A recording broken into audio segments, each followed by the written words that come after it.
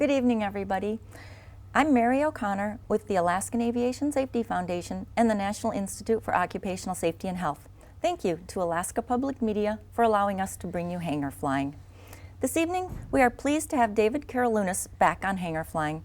David is the policy lead with the Federal Aviation Administration's Compliance Philosophy Focus Team. Welcome back, David. Thanks, Mary. So on our last show, we talked a bit about the evolution of the compliance philosophy and what it means for the average general aviation pilot. I'd like to get something right out there in the open and ask, the compliance philosophy doesn't mean that the FAA is giving out free passes or going easy on pilots that break regulations, right? Right. Unfortunately, some folks in the aviation press have referred to it as the kinder, gentler FAA, but in fact, we see it completely differently. You know, in the old days, if someone committed a violation of a rule, we may have written an enforcement case and then handed that off to the legal system, and in flight standards, kind of considered that action completed. But in fact, the compliance philosophy requires us to focus on the behavior, the training, the conditions that allowed that deviation to happen. And whether we write an enforcement case or not, we still have to continue to address the underlying problem and get that fixed and have this permanent lasting change for improved safety. So in some ways, it's a higher standard than it was before. And it's definitely more work for the inspectors because they're looking at the problem from a systemic approach and trying to fix the problem rather than trying to fix the individual who might have made a bad decision.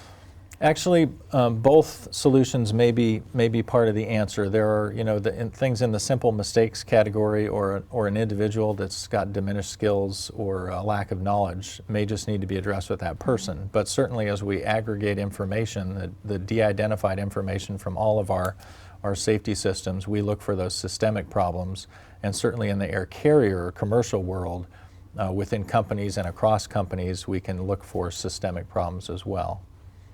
So in talking about individual actions, is compliance action the same as a corrective action? They're related, but they are different. In our policy, we define those two terms, and compliance action is what the FAA does, specifically to my work with flight standards, what the Flight Standards Organization does to return someone to or assure that they remain in compliance, and also to share information about concerns or recommendations or best practices in the absence of an actual regulatory deviation. The corrective action is the piece that the certificate holder does. So in all segments of aviation, the FAA is involved in surveillance and oversight, but we don't actually fly the airplanes or fix them or make them or operate in the NAS. So it's the folks doing that have to make the corrective action.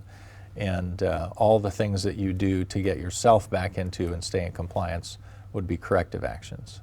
So what type of corrective action should a pilot expect if they have had an event? Have those changed at all?